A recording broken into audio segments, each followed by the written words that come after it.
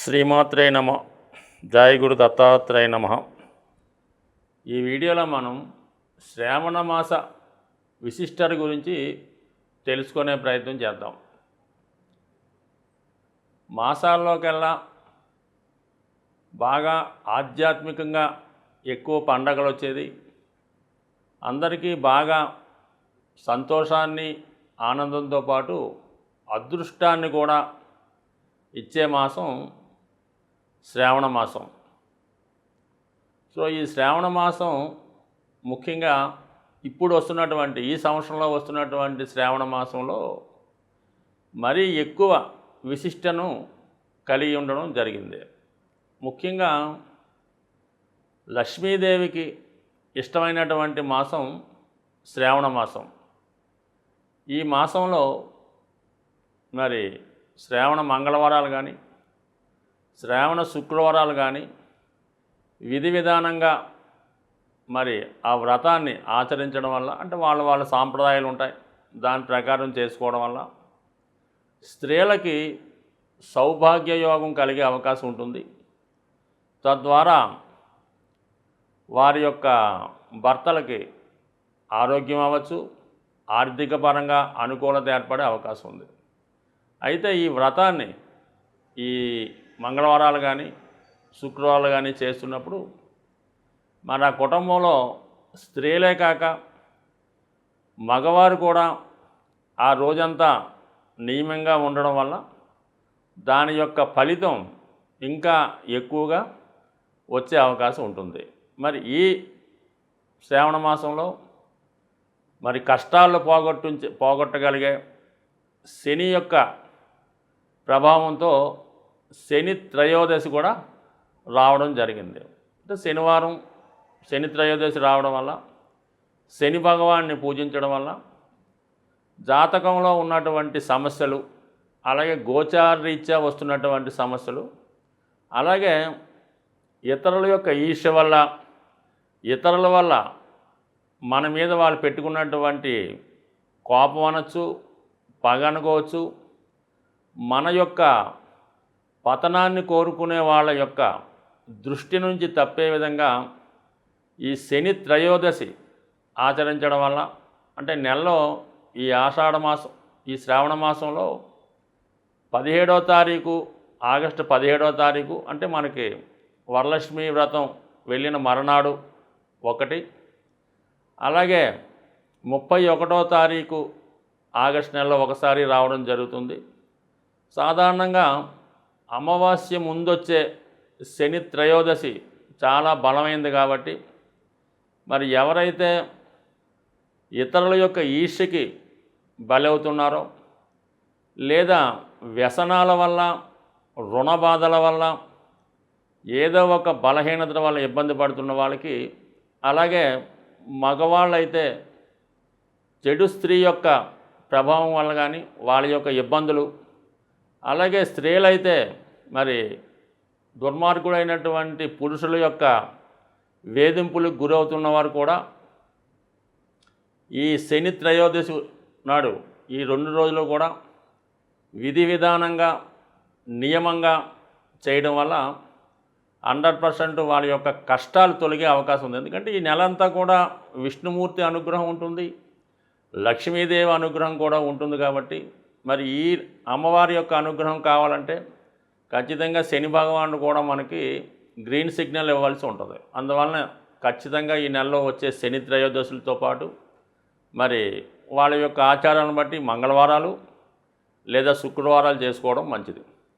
అలాగే ఆగస్టు 16వ తారీఖున వరలక్ష్మి వ్రతంతో పాటుగా మనకి రవి సంక్రమణం జరుగుతుంది. అంటే రవి భగవానుడు ప్రతి నెల ఒక రాశిలోకి మారుతూ మరి ఈ నెలలో సింహరాశిలోకి మారడం జరిగింది. అంటే స్వక్షేత్రంలోకి రావడం కూడా ఒక విధంగా ఇది మరి రవి యొక్క బలం పెరగడం వల్ల జాతకులకి హోదా, గౌరవం, పదవి లాంటి అవకాశాలు ఉంటాయి. కాబట్టి మరి అవకాశం ఉన్నవాళ్ళు ఈ ఆగస్టు 16వ తారీఖు రవి సంక్రమణం రోజు విధి విధానంగా ఉపవాసం ఉండి మరి రవిని పూజించుకోవడం వల్ల 100% వాళ్ళకి హోదా పెరిగే అవకాశం ఉంది, ఆరోగ్యం బాగుంటుంది. అలాగే ఇదే నెలలో ఆగస్టు 19వ తారీఖున మరి రక్షాబంధన్, అలాగే జంధ్యాల పౌర్ణమ, దానితో పాటు విశేషంగా హయగ్రీవ జయంతి. అంటే ఒక విధంగా విష్ణుమూర్తి యొక్క అవతారం హయగ్రీవుడు మన యొక్క సంస్కృతిని, వేదాల్ని రక్షించే ప్రయత్నంలో హయగ్రీవుని యొక్క అవతారం మనకి చెప్తూ ఉంటుంది. ముఖ్యంగా విద్యార్థులు ఎక్కువగా ఈరోజు విష్ణుమూర్తి ఆరాధన వల్ల హయగ్రీవ జయంతి విధి విధానంగా జరుపుకోవడం కానీ, లేదంటే మనకి సమీపంలో ఉన్నటువంటి ఏ విష్ణుమూర్తి ఆలయం దర్శించుకొని వాళ్ళు తులసి దళాలతో అర్చన చేయించుకోవడం వల్ల కంపల్సరీగా విద్యార్థులకి చాలా అనుకూలమైనటువంటి పరిస్థితి ఈ సమయంలో రావడం జరుగుతుంటుంది. అలాగే మరి ఆగస్టు 21వ తారీఖున ఇంకోటి ఏంటంటే రాఘవేంద్ర స్వామి యొక్క ఆరాధన ప్రారంభం అవడం జరుగుతుంది. ఈ రాఘవేంద్ర స్వామి కూడా ప్రహ్లాదుని యొక్క అవతారంగా మనం చెప్పుకుంటారు కాబట్టి ఆగస్టు 21వ తారీఖున కూడా ముఖ్యంగా విద్యార్థులు ఎవరైతే విద్య కొరకు చదువుతున్న వాళ్ళు, కాంపిటేటివ్ ఎగ్జామ్స్కు ప్రిపేర్ అవుతున్నవారు, గవర్నమెంట్ పరీక్షలకు ప్రిపేర్ అవుతున్నవారు ముఖ్యంగా ఈ ఆగస్టు 19, ఆగస్టు 21 2 రోజులు కూడా మరి ఆగస్టు 21న అయితే మీరు ఏదైనా రాఘవేంద్ర స్వామి మనకు అనుకూలంగా అందుబాటులో లేకపోతే దత్తాత్రేయుడు, సాయిబాబా మొదలగు ఆలయాలు దర్శించి విధి విధానంగా అక్కడ ఉన్నటువంటి గురువుల యొక్క ఆశీర్వాదం తీసుకోవడం వల్ల విద్యార్థులకి, నిరుద్యోగులకి అత్యంత ఉపయోగకరమైనటువంటి పండుగలు ఈ నెలలో రాబోతున్నాయి. వీలైన వాళ్ళు కార్తీక మాసం ఏ విధంగా నియమంగా పవిత్రంగా చాలామంది ఉంటారో మరి ఈ శ్రావణ మాసం కూడా ఆ విధంగా నియమంగా ఉండడం వల్ల, ఒకే పూట భోజనం చేయడం వల్ల మరి ఎక్కువగా మరి దేవునికి సమీపంలో అంటే విష్ణు సహస్రనామం, లక్ష్మీ స్తోత్రం, కనకదార స్తోత్రాలు లాంటివి చదువుకోవడం వల్ల ఖచ్చితంగా ఈ శ్రావణ మాసంలో స్త్రీలకే కాదు మగవాళ్ళకి కూడా ఐశ్వర్యం, సంతోషం, ఆరోగ్యం కలిగే అవకాశం ఉంటుంది. వృషభ రాశి వారికి ఈ శ్రావణ మాసంలో మీరు ముఖ్యంగా ఈ శ్రావణ మాసం అంతా కూడా ఎంత పవిత్రంగా, ఎంత నియమంగా దైవారాధనతో ఉంటారో మీరు జీవితంలో అంత పైకి రావడం జరుగుతుంటుంది.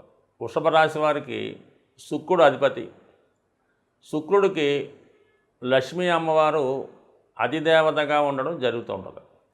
మరి అమ్మవారికి ప్రియమైనటువంటి ఈ నెలలో మీరు మరి విధి విధానంగా ఈ నెలలో వచ్చినటువంటి వరలక్ష్మి వ్రతాన్ని కానీ, శ్రావణ మంగళవార వ్రతాన్ని కానీ చేసుకోవడం వల్ల మీకు చాలా వరకు ఆర్థికపరమైనటువంటి అభివృద్ధి రావడం జరుగుతుంటుంది. మరి ఈ శ్రావణ మాసంలో శుక్రుడు సింహరాశి యందు సంచరించడం జరుగుతుంది. అలాగే ఆగస్టు 25 తర్వాత మనకి కన్యారాశిలోకి ప్రవేశించి అక్కడ ఉన్నటువంటి కేతువుతో కలడం, అలాగే శుక్రుడు నీచ స్థానానికి వెళ్తున్నాడు. అంటే ప్రస్తుతం మీ యొక్క రాశ్యాధిపతి డెబిలిటేటెడ్ రాశిలోకి, నీచ రాశిలోకి ప్రయాణం అవుతుండడం వల్ల మీ యొక్క ఆర్థిక స్థితి కానీ, జనరల్గా మీ వ్యాపార వ్యవహారాలు కానీ రోజు రోజుకి బలహీనపడడం జరుగుతూ ఉంటుంది. సో ఆ కారణం వల్ల మీరు ఖచ్చితంగా ఈ రాబోయే రోజుల్లో అంటే ఇంచుమించుగా మనకి శుక్రుడు తులారాశిలో వచ్చేంత వరకు కూడా ఈ 2 నెలలు మీరు ఖచ్చితంగా శుక్రగ్రహ అనుగ్రహం కోసం ఖచ్చితమైనటువంటి నియమాలు అలాగే పరిహారాలు చేసుకోవాలి. అంటే శుక్రుడు బలంగా ఉండాలంటే మీరు ఖచ్చితంగా ఈ శ్రావణ మాసంలో వస్తున్నటువంటి వరలక్ష్మి వ్రతాన్ని విధి విధానంగా ఆచరించడం వల్ల, ఒకవేళ మీరు మగవారై ఉంటే మీ భార్యలు ఆచరిస్తున్నా, మీరు ఇంకా అంటే విద్యార్థి దశలో ఉంటే అంటే కనీసం ఒక 16 సంవత్సరాలు దాటి ఉంటే మీ పెద్దవారు చేస్తున్నటువంటి తల్లిగారో, వదిన గారో, అక్కగారో చేస్తున్నటువంటి వ్రతంతో మీరు కూడా వాళ్ళతో పాటు నియమంగా ఉంటూ ఆ పూజలో పాల్గొనడం వల్ల మీకు శుక్రగ్రహ అనుగ్రహంతో మీ యొక్క అభివృద్ధి వచ్చే అవకాశం ఉంటుంది. సో ముఖ్యంగా ఈ రాశి వారికి ఆర్థిక పరంగా చాలా విపరీతమైనటువంటి టెన్షన్స్ వచ్చే అవకాశం ఉంటుంది.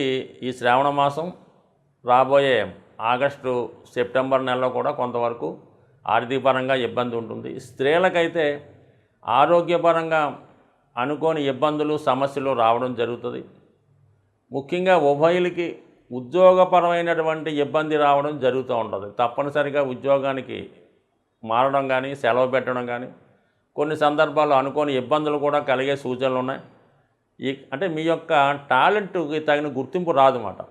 అలాగే మీరు ఎంత కష్టపడ్డా కూడా దాని తాలూకా ఫలితం నెగిటివ్గా రావడం జరుగుతుంది. మీరు ఒక అందుకు మంచిగా వెళ్తే చెడెదురయ్యే అవకాశం ఉంది. సో దాన్ని బట్టి మీరు ఖచ్చితంగా ఈ వరలక్ష్మి వ్రతాన్ని ఖచ్చితంగా పాటించడం.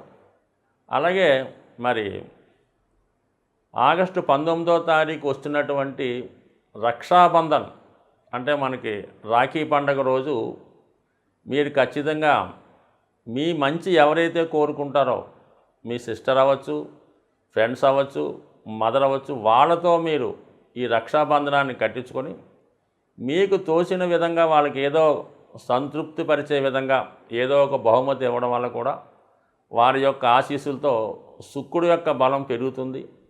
దానివల్ల మీకు ఉద్యోగ ప్రయత్నంలో కానీ వివాహ ప్రయత్నంలో కానీ ఖచ్చితమైనటువంటి విజయాన్ని సాధించే అవకాశం ఉంది. దీనికి తోడు మీరు ఎక్కువగా ఈ వారం ఈ నెలలో వచ్చిన శుక్రవారం మంగళవారం ఏదైనా అమ్మవారి టెంపుల్కి వెళ్ళడం, లక్ష్మీ స్తోత్రం అలాగే కనకదార స్తోత్రం లాంటి పారాయణ చేయడం అనేది ఇంపార్టెంట్.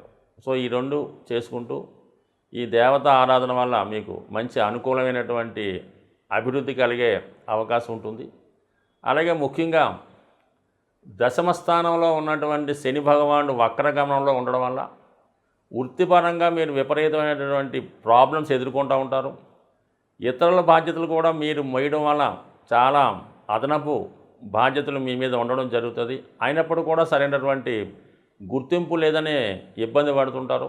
దీని పరిహారం కోసం ఖచ్చితంగా మీరు ఈ నెలలో వస్తున్నటువంటి శని త్రయోదశి ఆగస్టు 17 మరియు 31 తారీఖుల్లో వచ్చేటటువంటి శని త్రయోదశి నాడు మీరు ఖచ్చితంగా ఆ 2 రోజులు మీ సమీపంలో ఉన్నటువంటి శని భగవాని దేవాలయంలో శనికి తైలాభిషేకం చేసుకొని ఆ రోజు నియమంగా ఉండడం వల్ల కంపల్సరీగా మీకు అటు వృత్తిపరమైన సమస్యలు, ఆర్థికపరమైన సమస్యలు, వివాహ అలాగే మరి ఎఫైర్స్ అంటే ఎవరైనా ప్రేమ వ్యవహారంలో ఉన్న వాళ్ళ సమస్యలు కూడా పరిహారం అయ్యే అవకాశం ఉంటుంది. మీకు శని త్రయోదశి నాడు శనికి తైలాభిషేకం చేయించుకునేటప్పుడు ఖచ్చితంగా కొన్ని నియమాలు అనేది పాటించాలి. అంటే విధి విధానంగా ఆ రోజు మీరు పరిశుభ్రంగానే శివాలయంలో ఉన్నటువంటి నవగ్రహ ఆరాధన చేయడం. అంటే ముందుగా మీరు శివుణ్ణి దర్శించి శివుని యొక్క పర్మిషన్ తీసుకోవాలి. అక్కడ శివుని పర్మిషన్ తీసుకొని దాని తర్వాత మీరు నవగ్రహ మండపం దగ్గరికి వచ్చి మరి 11 ప్రదక్షిణలు చేయడం అన్నది ఆచారం. దాని తర్వాత అక్కడ ఉన్నటువంటి అయ్యవారితోని మీరు ముందుగానే ఏర్పాటు చేసుకోవాల్సి ఉంటుంది. ఈ శని తైలాభిషేకానికి కావాల్సినటువంటి సరుకులు వాళ్ళకి ఇవ్వడం వల్ల కొన్ని టెంపుల్స్ ఆ విధంగా ఉంటుంది. కొన్ని టెంపుల్స్లో మీరు బయట ముఖ్యంగా ఏంటంటే ఆయిల్, నువ్వుల నూనె, నల్ల వస్త్రం, నల్ల నువ్వులు, ఇంకా పూజకి కావాల్సిన పసుపు కుంకుమ ఇవన్నది కామన్గా తీసుకుంటారు. ఈవెన్ అగ్గిపెట్టి కూడా తీసుకోవాలి అక్కడ మీరు.